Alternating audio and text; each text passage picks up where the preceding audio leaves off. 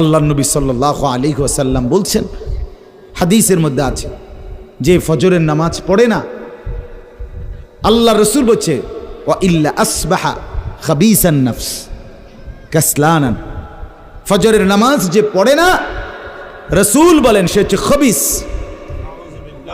খবিস, এটা খবিস তুই বেটা। এই তোমরা যারা ফজরের নামাজ পড়ো না, খবিস তুই বেটা, খবিস। পাউডার লাগায়, আবার পাউডার লাগাও কিত্তা, খবিস কোথাকার খবিস, আবার পাউডার লাগাও কিত্তা, ফেয়ার এন্ড লাভলি ডলও কিত্তা। কথা বলেন না কেন?